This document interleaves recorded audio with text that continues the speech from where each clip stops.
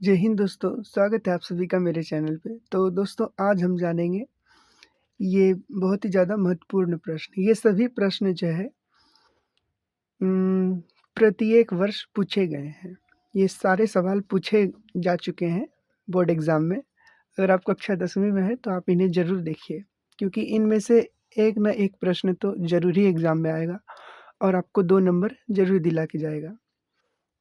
ये कभी-कभी 2 नंबर में आता है, कभी 5 नंबर में आता है। तो आइए इनको जानते हैं एक-एक करके। तो बने रहिए हमारे साथ अंत तक, आपको ज़रूर ये समझ में आएगा और आपको 2 मार्क्स तो ज़रूर ही मिल जाएँगे। चलिए स्टार्ट करते हैं। तो दोस्तों पहला प्रश्न हमारा ये है कि सिद्ध करें कि 1/√2 जो है एक परिमेय संख्या नहीं है। देखिए परिमेय संख्या नहीं है तो कौन-सी संख्या है? अपरिमेय संख्या है। तो हमें यही यहाँ सिद्ध करना होगा कि ये 1/√2 जो है एक अपरिमेय संख्या है। ठीक है? देखिए यहाँ क्या लिखा है? परिमेय संख्या नहीं है। परिमेय नहीं है तो कौन-सी है? अपरिमेय है। ठीक है? तो आप क्वेश्चन में कन्फ्यूज़ मत हो जाइएगा। ठीक है? तो चलिए बने रहिए। अब देखिए जब भी हमको ऐसा दिया रहेगा कि परिमेय नहीं है या फिर अपरिमेय है तो हमको उसका हमेशा उल्टा मानना रहता है। ठीक है? जैसे यहाँ दिया है अपरिमेय नहीं है तो हम इसको मानेंगे कि जैसे यहाँ दिया है परिमेय नहीं है तो हम इसको मानेंगे हाँ, परिमेय है। अगर कहता है कि यहाँ अपरिमेय है, सिद्ध कीजिए कि 1/2 एक अपरिमेय है तो उसको हम मानते हैं हाँ, परिमेय है। ठीक है? माना कि 1/2 जो है एक परिमेय संख्या है। तो चलिए लिखते हैं। तो हमने यहाँ लिखा माना 1/2 एक क्या है? परिमेय संख्या है। ठीक है? इसके बाद लिखेंगे तो फ्रेंड्स अब हम यहाँ पर ये लिखेंगे 1/2 बराबर में a/b। a/b इसलिए लिखें क्योंकि हम लोग जानते हैं कि परिमेय संख्या जो है p/q के रूप में होता है, इसलिए हम इसको a और b माने। ठीक है? pq नहीं माने। ठीक? a/b के रूप में है। तो अब यहाँ लिखेंगे जहाँ a और b जो है सहअभाज्य संख्या है। ठीक है? पहले मैं लिख लेता हूँ, उसके बाद मैं आपको बताऊँगा कि सहअभाज्य संख्या क्या होती है। तो दोस्तों हमने यहाँ पर लिखा है कि जहाँ a और b सहअभाज्य संख्या है अर्थात HCF a, b बराबर 1, यानी कि सहअभाज्य संख्या जो होता है ना उनका HCF हमेशा क्या आना चाहिए? 1 आना चाहिए। जिन 2 संख्याओं का HCF 1 आएगा उन्हें सहअभाज्य संख्या कहेंगे। जैसे HCF मतलब आप समझते होंगे मौसो क्या होता है? मौसो। मैं आपको यहाँ करके दिखाता हूँ, यहाँ नहीं दूसरे पेज पे करके दिखाता हूँ। मैं आपको यहाँ बता रहा हूँ कि सहअभाज्य संख्या क्या होती है। जैसे है 3, 4, इन दोनों का हम अगर मौसो निकालेंगे तो क्या होगा? जैसे 3 का है, 3 का निकालेंगे तो 1 गुना 3 बराबर 3 ही हो जाएगा और फिर इधर 4 का निकालेंगे तो 1, 4। तो इन दोनों में जो मिल रहा होता है ना वही HCF होता है। क्या होता है? वही HCF। तो देखिए यहाँ पर HCF क्या आ गया?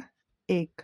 तो वह 2 संख्या जिनका HCF 1 हो उन्हें ही हम मोसो कहते हैं। ठीक है? जिन 2 संख्याओं का HCF 1 होता है उन्हें ही हम सहअभाज्य संख्या कहते हैं। जिन 2 संख्याओं का HCF 1 होता है उन्हें ही सहअभाज्य संख्या कहते हैं। ठीक है? आशा करता हूँ आप समझ गए होंगे। तो इसलिए हम यहाँ पर a और b को जो है सहअभाज्य संख्या माने हैं और इसका HCF क्या आना चाहिए? हमेशा 1। क्या आना चाहिए? 1। a और b का HCF 1 होना चाहिए। ठीक है? तो चलिए अब आगे करते हैं।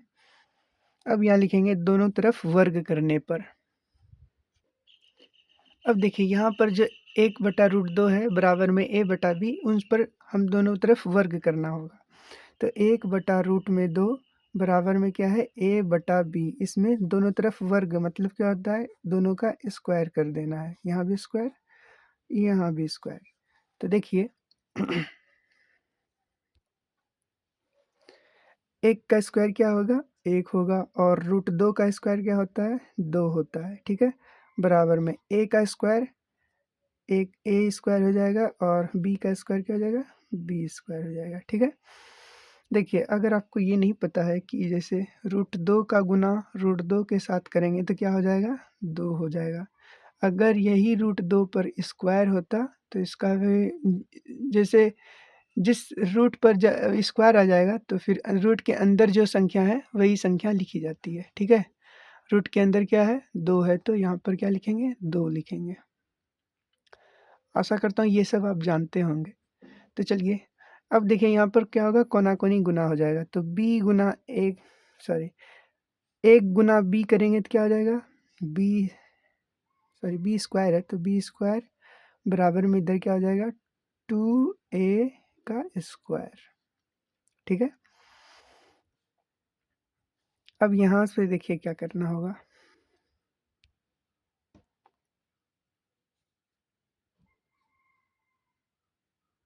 अब यहाँ लिखेंगे हम, चूंकि ये जो 2 है, 2 को हम इस इधर लेके जाएंगे तो क्या b को भाग देगा, तो हम यहाँ लिखेंगे चूंकि 2 जो है b स्क्वायर को विभाजित करता है तो इसलिए 2 जो है b को भी विभाजित करेगा, ठीक है।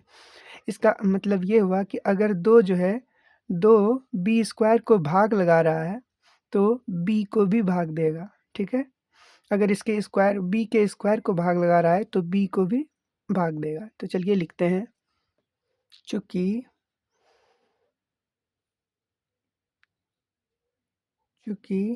2 जो है b स्क्वायर को विभाजित करता है, चूंकि 2 जो है b स्क्वायर को विभाजित करता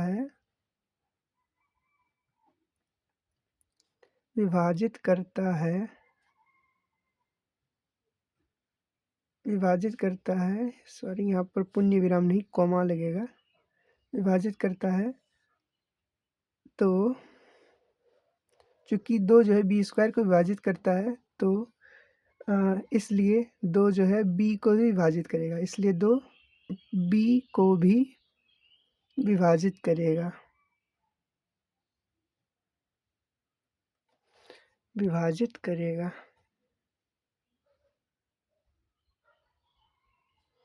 मैं इस लाइन को आपको फिर से समझा देता हूँ। जैसे देखिए यहाँ पर क्या है, मान लीजिए इस b स्क्वायर की जगह पर होगा 2 का स्क्वायर इधर बराबर में 2a स्क्वायर, जैसे कि ये है, ठीक है। तो अगर हम इसको इधर लाएंगे 2 को तो ये 2 b इसको भाग देगा, 2 स्क्वायर को भाग देगा, तो अगर ये 2 स्क्वायर को भाग दे रहा है तो ये 2 को भी भाग देगा, ठीक है ना। अगर इसके स्क्वायर को भाग देता है तो 2 को भी भाग देगा, यानी कि जो जो संख्या है उसको भी देगा। कह रहा है कि अगर उस संख्या के स्क्वायर को भाग दे रहा है तो उस संख्या को भी भाग देगा, ठीक है। आशा करता हूँ आप समझ गए होंगे। तो चलिए बढ़ते हैं। यह है चूंकि 2 b स्क्वायर को विभाजित करता है तो इसलिए 2 b को भी विभाजित करेगा, ठीक है। अब चलिए, अब यहाँ पर से आप एक चीज समझिए, जैसे कि जो संख्या जिसको भाग देगा ना, जैसे यहाँ 2 जो है b को भाग दे रहा है, यानी कि b स्क्वायर को भाग दे रहा है, तो और यहाँ भी b को भाग दे रहा है, तो जिसको भाग देगा हम उसी को फिर मान लेते हैं, ठीक है। जिस संख्या में भाग दिया जाएगा उसी को हम फिर मान लेंगे। जैसे यहाँ पर 2 से b स्क्वायर को भाग दे रहा है तो हम यहाँ लिखेंगे माना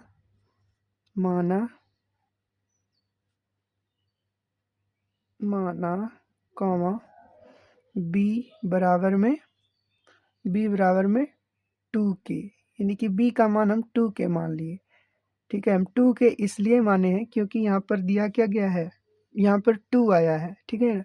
यहाँ जो संख्या आएगा वही लिखेंगे। जैसे यहाँ 2 इसलिए आया क्योंकि यहाँ पर क्या था, 1/√2 था। अगर यहाँ 1/5 रहता तो b का मान भी क्या मानते, 5 मानते, ठीक है। इस वाले रूट के अंदर जो भी संख्या आएगा उसी को हम मानेंगे, ठीक है। यहाँ b का मान कितना आया है, b का मान सॉरी यहाँ पर रूट के अंदर 2 आया है, तो b का भी मान 2 मानेंगे। अगर रूट के अंदर 3 आता तो b का मान 3 मानते, रूट के अंदर 5 आता तो b का मान 5 मानते, रूट के अंदर 7 रहता तो b का भी मान 7 मानते, ठीक है। तो यहाँ पर 2 आया है तो इसलिए हम b का मान क्या माने हैं, 2 माने हैं, ठीक है। तो और इसको समीकरण 1 मान लेते हैं, इस वाले को समीकरण 1 मान लेते हैं। अब हम लिखेंगे b का मान समीकरण 1 में रखने पर, तो चलिए रखते हैं। फ्रेंड्स हमने यहाँ लिखा b का मान समीकरण 1 में रखने पर, तो समीकरण 1 हमारा ये है, तो आइए लिखते हैं पहले समीकरण 1 है बी स्क्वायर बराबर में क्या है 2a का स्क्वायर। अब देखिए b का मान क्या माने हैं 2 के, तो b के जगह पे क्या रखेंगे 2k। अब देखिए यहाँ पर तो b का मान है और यहाँ क्या है b स्क्वायर है, तो इस पूरे पर भी क्या करना होगा स्क्वायर करना होगा। स्क्वायर कर दिए बराबर में इधर जो है वही लिख देंगे 2a स्क्वायर। ठीक है, अब बताइए 2 का स्क्वायर क्या होता है 4 होता है। इसको थोड़ा ऊपर करते हैं। 2 का स्क्वायर क्या होता है 4 होता है, तो यहाँ पर 4 लिखें और फिर k का स्क्वायर क्या हो जाएगा k स्क्वायर हो जाएगा बराबर में इधर 2a स्क्वायर। ठीक है, अब देखिए ये बराबर जब रहेगा तो कटा सकते हैं, तो 2 एकम 2, 2 दूना 4, तो यहाँ पर हो गया 2k का स्क्वायर बराबर में ये एक नहीं लिखेंगे। ठीक है, सिर्फ हो जाएगा a का स्क्वायर। एक नहीं लिखा जाता है, ठीक, जैसे यहाँ पर एक a स्क्वायर ऐसा बिल्कुल नहीं लिखते हैं। तो देखिए ये आया। अब देखिए अब जो ये 2 है अब किसको भाग देगा ए स्क्वायर को, क्योंकि ये इधर गुना में है, इस साइड लाएंगे तो भाग में बदल जाएगा। तो अब लिखेंगे हम चूंकि 2 जो है ए स्क्वायर को विभाजित करता है, तो इसलिए 2 जो है ए को भी विभाजित करेगा। ठीक है, तो चलिए लिखते हैं। तो फ्रेंड्स हमने यहाँ लिखा चूंकि 2 जो है ए स्क्वायर को विभाजित करता है, तो इसलिए 2 जो है ए को भी विभाजित करेगा। ठीक है, इसको हम मान लेंगे कथन कथन दो मान लिए इसको, और इसको कथन 1 मानेंगे, कथन 1। ठीक है, अब आप यहाँ पर देखिए ध्यान से कि कथन 1 में जो है बी स्क्वायर को भाग कौन दे रहा है 2, और कथन कथन दूसरा में भी ए स्क्वायर को कौन भाग दे रहा है तो 2 दे रहा है। मैं आपको दिखा रहा हूँ, आप यहाँ देख सकते हैं कथन दूसरा में भी ए स्क्वायर को भाग कौन लगा रहा है 2, तो दोनों जगह 2 2 ही भाग लगा रहा है, तो इसका एचसीएफ क्या आ जाएगा 2 आ जाएगा। ठीक है, तो देखिए 2 नहीं आना चाहिए था, आना क्या चाहिए था 1, क्योंकि हम माने थे क्या ए और बी को सअभाज्य संख्या माने थे, और सअभाज्य संख्या का एचसीएफ हमेशा क्या आता है 1 आता है। तो यहाँ पर आ गया क्या हमारा 2, दोनों का एचसीएफ 2 आ गया, क्योंकि 2 जो है बी स्क्वायर को भी विभाजित कर रहा था और बी को भी विभाजित कर रहा था, और यहाँ पर 2 जो है ए स्क्वायर को भी विभाजित कर रहा है और ए को भी विभाजित कर रहा है, तो दोनों में कॉमन क्या आ गया 2 आ गया, तो 2 ही इसका एचसीएफ हो जाएगा, जो कि ये नहीं आना चाहिए था, ये गलत हो गया। तो अब हम लिखेंगे अतः हमारा मानना गलत था कथन 1 तथा 2 से। अब लिखते हैं, तो देखिए हमने यहाँ लिखा कथन 1 तथा कथन 2 से ए और बी का एचसीएफ 2 प्राप्त होता है। क्या प्राप्त होता है 2 प्राप्त होता है, जो कि विरोधाभास है। क्या है गलत, विरोधाभास मतलब होता है गलत है, जो कि गलत है। एचसीएफ ए और बी का एचसीएफ आना क्या चाहिए 1 आना चाहिए। ठीक है, तभी अगर 1 आता तभी ये सही होता, लेकिन ये क्या हो गया है 2 आ गया है, जो कि ये बिल्कुल गलत है, जो कि विरोधाभास का मतलब क्या है गलत है। तो अब लिखेंगे अतः हमारा मानना गलत था। अब आगे लिखते हैं, फिर मैं आपको समझाता हूँ। देखिए अब हमने लिखा यहाँ पर हमारा मानना गलत है कि 1/√2 एक परिमेय संख्या है, अतः 1/√2 एक अपरिमेय संख्या है। तो हमने लिखा हमारा मानना गलत है कि 1/√2 एक परिमेय संख्या है, अतः 1/√2 एक अपरिमेय संख्या है, साबित। तो दोस्तों मैं आशा करता हूँ कि आप लोगों को अच्छे से समझ में आ गया होगा। अगर ये आपको समझ में आ गया तो इसके आधारित इन सभी प्रश्नों को आप खुद ब खुद हल कर सकते हैं। जैसे है 1/√3 या 1/√5 या 1/√7, इन सभी प्रश्नों को आप कर सकते हैं, क्योंकि ये बिल्कुल ही इसी के आधारित बनेगा, सेम टू सेम प्रोसेस पे। तो आप इन्हें खुद से कर लीजिएगा। तो चलिए बढ़ते हैं अगले प्रश्न की ओर। फ्रेंड्स अगला प्रश्न हमारा ये है कि सिद्ध करें कि √3 एक अपरिमेय संख्या है। तो चलिए इसको देखते हैं। दोस्तों अगला प्रश्न हमारा ये है कि सिद्ध करें कि √3 एक अपरिमेय संख्या है। अगर आप इसको देख लेते हैं तो आपका ये सब बन जाएगा, जैसे √5, √2, √7, इन सभी को आप कर पाएंगे अगर आप ये कर देख लेते हैं तो। चलिए करते हैं। तो जैसे यहाँ दिया है कि अपरिमेय संख्याएं सिद्ध करना है, तो इसका हम उल्टा मानेंगे। ठीक है, तो लिखेंगे माना कॉमा √3 एक परिमेय संख्या है। √3 एक परिमेय संख्या है। परिमेय संख्या है।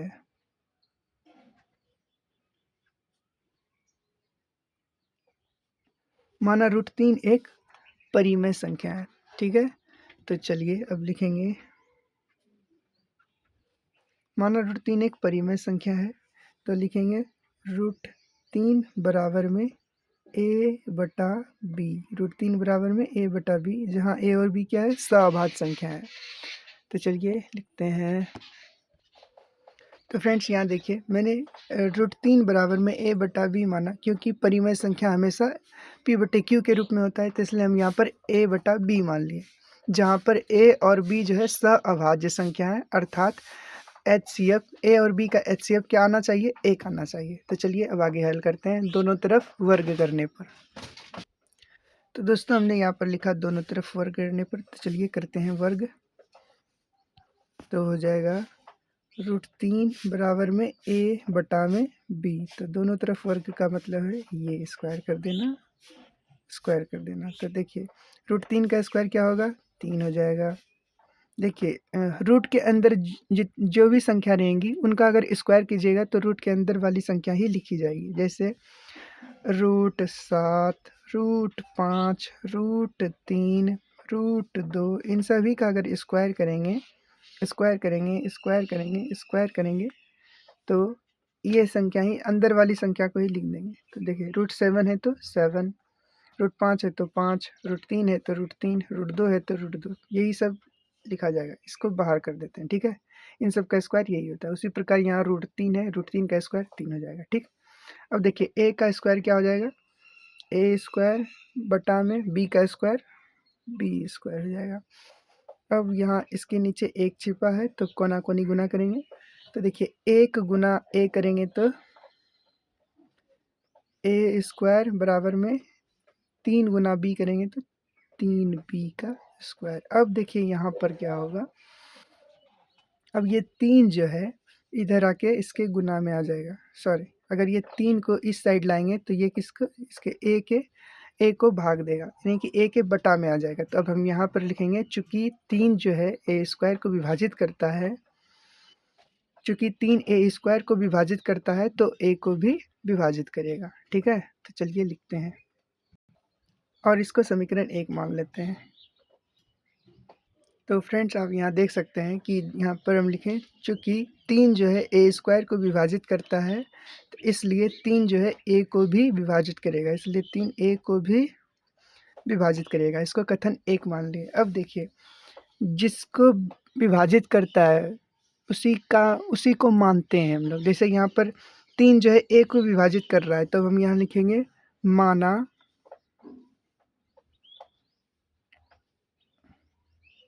जिसको विभाजित करेगा उसी को मानेंगे। माना a बराबर में 3 के, और मैंने आपको क्या बताया था, रूट के अंदर जो संख्या रहेगी वही उसी को हम मानेंगे। ठीक है, जैसे यहाँ 3 है तो a बराबर 3 के मानेंगे। ठीक है, और जिसको भाग देगा उसी का मानेंगे। जैसे अगले वाले प्रश्न में जो है b को विभाजित, 2 जो है b को विभाजित कर रहा था, इसलिए हम b बराबर 2a माने थे, सॉरी 2k माने थे। और यहाँ पर जो है a² को विभाजित, पहले a² को विभाजित कर रहा है। ठीक है ना, तो a² को विभाजित कर रहा है, तो इसलिए हम a बराबर 3 के मानेंगे। ठीक है, a बराबर में 3 के माने। अब लिखेंगे समीकरण 1 में a का मान रखने पर। ठीक है, आशा करता हूँ आप समझे होंगे। तो चलिए बने रहिए हमारे साथ। देखिए समीकरण 1 में हम a का मान रखेंगे। समीकरण 1 ये है, तो लिखते हैं ए स्क्वायर बराबर में क्या हो जाएगा 3b का स्क्वायर। अब देखिए ए के जगह पर 3 के रखेंगे, 3 के यहाँ स्क्वायर है तो इस पर भी हम लोग स्क्वायर लगाएंगे, इसका स्क्वायर हो जाएगा बराबर में इधर 3b स्क्वायर। ठीक है, अब देखिए 3 का स्क्वायर क्या हो जाएगा 9 और के का स्क्वायर के स्क्वायर बराबर में इधर हो जाएगा 3b स्क्वायर। अब देखिए इधर से इधर बराबर में बराबर कटा सकते हैं, जब भी बराबर बराबर रहता है तो कटाते हैं। तो 3 से 9 में लगेगा 3 बार में, तो हम यहाँ लिखेंगे 3 के स्क्वायर बराबर में बी स्क्वायर। अब देखिए अब ये 3 गुना में इधर लाएंगे तो बी स्क्वायर को भाग देगा, यानी कि इसके बटे में आ जाएगा। तो अब हम लिखेंगे चूँकि 3 जो है बी स्क्वायर को विभाजित करता है तो इसलिए 3 बी को भी विभाजित करेगा। तो चलिए लिखते हैं। तो आप यहाँ देख सकते हैं हमने लिखा चूँकि 3 जो है बी स्क्वायर को विभाजित करता है तो इसलिए 3 बी को भी विभाजित करेगा। इसको कथन 2 मान लेंगे। देखिए वहाँ पर भी 3 जो है ए स्क्वायर को विभाजित कर रहा था और यहाँ 3 बी स्क्वायर को विभाजित कर रहा है, तो दोनों में कॉमन क्या आ गया 3। तो हमें कथन ए और बी से एचसीएफ क्या प्राप्त होता है, सॉरी कथन 1 और 2 से एचसीएफ हम लोगों को 2 प्राप्त हुआ, क्योंकि दोनों जगह जो है 3 से ए बी को सॉरी पहला में कथन 1 में 3 से ए को भी 3 ए को विभाजित कर रहा था और यहाँ पर जो है 3 जो है बी को विभाजित कर रहा है। तो दोनों से कथन 1 तथा 2 से हमें ए और बी का एचसीएफ क्या प्राप्त हुआ 3 प्राप्त हुआ, जो कि विरोधाभास है। तो चलिए वही सबको लिखते हैं। तो फ्रेंड्स देखिए कथन 1 तथा 2 से ए और बी का एचसीएफ हमें क्या प्राप्त हुआ 3 प्राप्त होता है, जो कि विरोधाभास है। ए और बी का विरोधाभास इसलिए है, विरोधाभास का मतलब होता है गलत है। विरोधाभास इसलिए क्योंकि ए और बी का एचसीएफ जो है 1 आना चाहिए, तो यहाँ पर आ क्या गया है 3 आ गया है, जो इसलिए ये गलत है। अब लिखेंगे हमारा मानना गलत था, हमारा मानना गलत है। तो फ्रेंड्स हमने यहाँ लिखा हमारा मानना गलत था, एक मिनट, हमारा मानना गलत था कि √3 एक अपरिमेय संख्या है, अतः √3 एक अपरिमेय संख्या है, ये साबित हो गया। ठीक है, आशा करता हूँ आपको अच्छे से समझ में आया होगा। जैसे देखिए ये इसलिए साबित हुआ क्योंकि जो है ए और बी का एचसीएफ 1 आना चाहिए, क्योंकि ए और बी को हमने सअभाज्य संख्या माना है और यहाँ पर एचसीएफ क्या आ जा रहा है 3 आ जा रहा है, क्योंकि देखिए यहाँ 3 बी स्क्वायर को विभाजित कर रहा है और बी को भी विभाजित कर रहा है। और आगे में कथन 1 में हमने क्या लिखा था, आइए कथन 1 को भी दिखा देते हैं। आप कथन 1 देख सकते हैं और यहाँ 3 जो है ए स्क्वायर को और ए को भी विभाजित कर रहा है, यानी कि दोनों जगह जो है 3 3 ही भाग दे रहा है। तो जो दोनों में मिल जाता है उसी को एचसीएफ कहते हैं। तो दोनों में 3 से भाग लग रहा है तो एचसीएफ क्या हो जाएगा 3 हो जाएगा। तो हमको एचसीएफ लाना क्या था, देखिए यहाँ हम क्या लिखे हैं कि ए और बी का एचसीएफ क्या आना चाहिए 1 आना चाहिए, लेकिन आ क्या रहा है 3 आ रहा है, इसीलिए ये गलत हो गया। ठीक है ना, ये गलत हो गया, विरोधाभास हो गया। इसलिए जो है हमारा मानना गलत था कि √3 जो है एक √3 जो है एक परिमेय संख्या है, अतः √3 एक अपरिमेय संख्या है। अगर आपको ये समझ में आ गया तो ये जैसे √5 √2 √7 ये आप खुद से बना सकते हैं। ठीक है, अब जो है हम आपको अगले प्रश्न की ओर ले जा रहे हैं, तो बने रहिए हमारे साथ।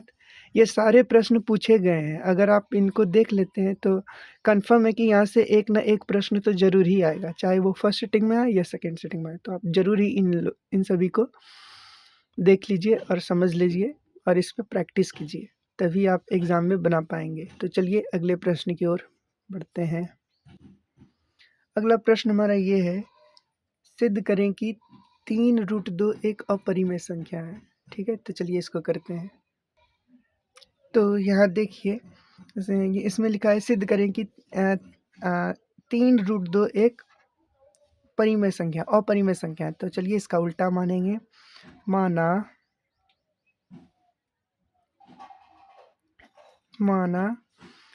3√2 एक क्या है 3√2 एक परिमेय संख्या है, परिमेय संख्या है।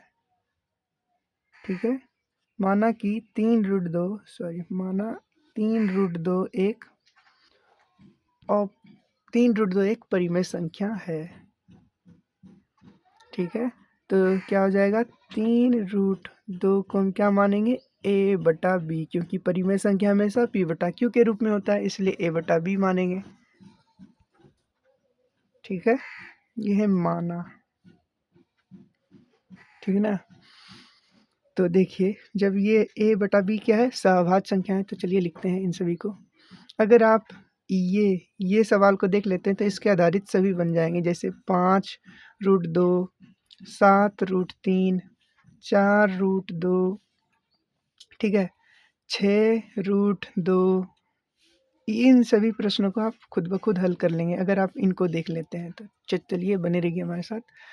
तो अब लिखेंगे जहाँ a और b क्या है, सहभाज्य संख्या। आप लोग देख सकते हैं यहाँ 3√2 बराबर a/b इसलिए माने क्योंकि अगर ये परिमेय संख्या माने हैं तो ये p/q के फॉर्म में होना चाहिए, p/q के रूप में होना चाहिए। तो इसलिए हम a/b लिखें। अब देखिए यहाँ जहाँ a और b क्या है, सहअभाज्य संख्या है। सहअभाज्य संख्या वो होता है जिनका HCF 1 हो। जिन दो संख्याओं का HCF 1 हो उन्हें सहअभाज्य संख्या कहते हैं। तो अर्थात HCF a, b का HCF 1 होना चाहिए। ठीक है, अब लिखेंगे दोनों तरफ वर्ग करने पर। दोनों तरफ वर्ग करने पर चलिए करते हैं। दोनों तरफ वर्ग करेंगे तो देखिए क्या हो जाएगा, 3√2 बराबर में a/b, तो इसका भी वर्ग करेंगे और इसका भी वर्ग करेंगे। ठीक है, तो देखिए 3 का वर्ग क्या हो जाएगा, 9 हो जाएगा, और √2 का वर्ग क्या हो जाएगा, 2 हो जाएगा। अगर a का स्क्वायर a और b का स्क्वायर b स्क्वायर। ठीक है, 9 का 2 से गुना करेंगे तो क्या हो जाएगा, 18 बराबर में क्या हो जाएगा, a स्क्वायर बटा में ये b स्क्वायर। अब देखिए 18 हो गया, इसके नीचे 1 छिपा है तो इसको कोना कोनी गुना कर लेंगे। 18 गुना b करेंगे तो 18b हो जाएगा।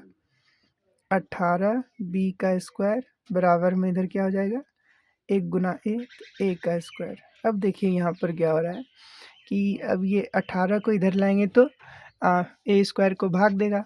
तब लिखेंगे यहाँ पर चूंकि 18 a स्क्वायर को विभाजित करता है तो इसलिए 18 a को भी विभाजित करेगा। तो चलिए लिखते हैं, यहाँ तक आपको कोई दिक्कत नहीं है। इसको समीकरण 1 मान लेंगे और यहाँ पर यहाँ भी या। तो चलिए अब लिखते हैं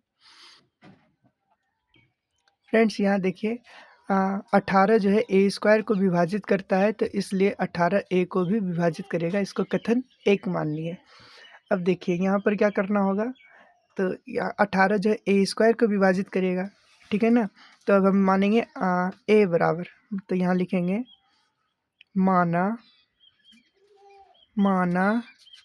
माना क्या लिखेंगे, माना a बराबर 18 के, क्या मानेंगे, a बराबर 18 के, ये मान लेंगे। माना a बराबर 18 के। ठीक है, अब देखिए यहाँ पर आपको ये नहीं मानना है। यहाँ देखिए यहाँ 3√2 है तो इसमें बिल्कुल भी हमको ऐसा नहीं मानना है, क्योंकि वहाँ पर 1 ही रहता था इसलिए हम 2 मान लेते थे या 3 मान लेते थे। रूट के अंदर जो रहता था वही मानते थे, लेकिन यहाँ ऐसा बिल्कुल नहीं करना है। यहाँ पर जिससे भाग लगेगा उसी को मानेंगे। जैसे ये 18 से a में भाग लग रहा है तो 18 ही मानेंगे। ठीक है, तो माना a बराबर 18 के है। तो अब लिखेंगे समीकरण a में a का मान रखने पर, समीकरण 1 में a का मान रखने पर। तो यहाँ देखिए मैंने लिखा समीकरण 1 में a का मान रखने पर। समीकरण 1 हमारा ये है, यानी कि 18b का स्क्वायर बटा में क्या हो जाएगा, a स्क्वायर। 18b का स्क्वायर बटा में a स्क्वायर। अब देखिए a स्क्वायर को सॉरी a का मान हम लोग 18 के माने हैं, तो चलिए उसकी जगह पर लिखते हैं। तो a की जगह पर 18 के लिखेंगे। यहाँ पहले जो 18b स्क्वायर है ये लिखेंगे बराबर में यहाँ 18 के स्क्वायर, 18 के का इस पूरे पर होल स्क्वायर। अब देखिए 18 के यहाँ 18b स्क्वायर है तो 18b स्क्वायर लिखेंगे बराबर में 18 का स्क्वायर क्या होता है, तो चलिए जानते हैं। तो 18 का स्क्वायर होता है 324, 324 लिखेंगे और यहाँ के है तो इसका के का स्क्वायर कर देंगे। ठीक है, अब देखिए इससे कटा सकते हैं तो 18 1 कम 18 और ये कितने बार में कटेगा? ये भी 18 बार में कट जाएगा, 18 बार में कट गया। ठीक है, अब लिखेंगे बी स्क्वायर बराबर में क्या हो जाएगा? 18 के का स्क्वायर। ठीक है,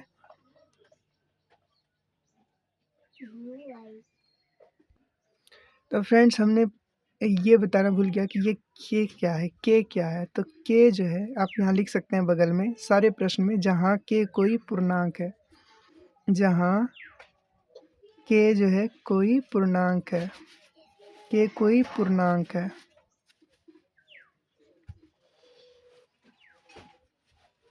के क्या है? एक पूर्णांक है, जहाँ के कोई पूर्णांक है। ठीक है, पूर्णांक कहने का मतलब क्या होता है? पूर्णांक संख्या होता है 0 1 2 3 4, फिर वो माइनस में भी हो प्लस में भी हो, तो उन्हीं को पूर्णांक कहते हैं। ठीक है, यानी कि एक नंबर लाइन पे जो भी संख्या दर्शाया जाता है उसे पूर्णांक कहते हैं। तो मैं आपको पूर्णांक एक बार बता देता हूँ। पूर्णांक इसको कहते हैं, जैसे ये एक लाइन है, बीच में 0 है, इधर 1 2 3, ये सब प्लस में होगा, जाते रहेगा अनंत तक, और इधर माइनस में -1 -2 -3, इन्हीं को पूर्णांक कहते हैं। ठीक है, तो के क्या था? एक पूर्णांक था। तो यही के जो है के कोई पूर्णांक है, ये आप हर प्रश्न में लिख लीजिएगा, मैं भूल गया था। तो ठीक है, आप लिख लेंगे। अब देखिए यहाँ लिखेंगे, अब देखिए ये 18 है, इधर आएगा तो बी स्क्वायर को भाग देगा। तो अब हम लिख सकते हैं, चूँकि 18 जो है बी स्क्वायर को भाग दे रहा है, तो इसलिए 18 जो है बी को भी विभाजित करेगा। तो फ्रेंड्स हमने यहाँ लिखा, चूँकि 18 बी स्क्वायर को विभाजित करता है, तो इसलिए 18 बी को भी विभाजित करेगा। इसको कथन 2 मानेंगे। कथन, ये कथन हो गया 2। अब लिखेंगे, देखिए वहाँ पर 18 ए स्क्वायर को विभाजित कर रहा था कथन 1 में, और यहाँ कथन 2 में जो है 18 बी स्क्वायर को और बी को विभाजित कर रहा है। तो हमें ए और बी का एचसीएफ क्या प्राप्त होता है? 18, जो कि बिल्कुल ही गलत है। 18 नहीं आना चाहिए, क्योंकि ए और बी को हम सभाज्य संख्या माने थे, और इनका एचसीएफ क्या आना चाहिए? 1 आना चाहिए, लेकिन आ क्या रहा है? 18, जो कि गलत हो गया। अब हम लिखेंगे कथन 1 तथा 2 से हमें ए और बी का एचसीएफ 18 प्राप्त होता है, जो कि विरोधाभास है। तो चलिए लिखते हैं। तो फ्रेंड्स हमने यहाँ लिखा, कथन 1 तथा 2 से ए और बी का एचसीएफ जो है 18 प्राप्त होता है, 18 प्राप्त होता है, जो कि विरोधाभास है। कथन 1 तथा कथन 2 से ए और बी का एचसीएफ 18 प्राप्त होता है, जो कि विरोधाभास है, यानी कि गलत है। इसलिए गलत है क्योंकि ए और बी का एचसीएफ क्या आना चाहिए? 1 आना चाहिए, क्योंकि ये ए और बी अभाज्य संख्या है। ठीक है, तो हमारा मानना गलत था कि ए 3√2 एक परिमेय संख्या है, अतः 3√2 एक अपरिमेय संख्या है, साबित। तो फ्रेंड्स ये वीडियो काफ़ी ज़्यादा बड़ा हो गया है, तो इसका दूसरा पार्ट हम लेकर के ज़रूर आएंगे, क्योंकि बहुत ही ज़्यादा महत्वपूर्ण सब प्रश्न है, तो वो ज़रूर करवाएंगे। आज इस वीडियो में इतना ही। तो 1 और 2 प्रश्न में जो छूटा था मैं उसको बता देता हूँ, उसमें भी के का मान लिख देते हैं। ठीक है, नहीं तो आप खुद भी कर लीजिएगा। चलिए मैं ही लिख देता हूँ। जैसे इस वाले प्रश्न में भी हमें के का मान, के जगह पर यहाँ लिखेंगे जहाँ के कोई पूर्णांक है, जहाँ के कोई पूर्णांक है, कोई पूर्णांक है, जहाँ के कोई क्या है? पूर्णांक है। ठीक है,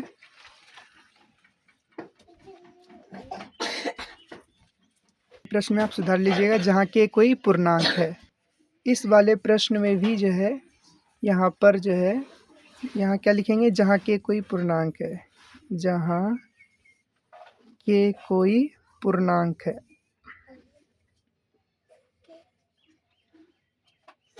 जहाँ के कोई पूर्णांक है।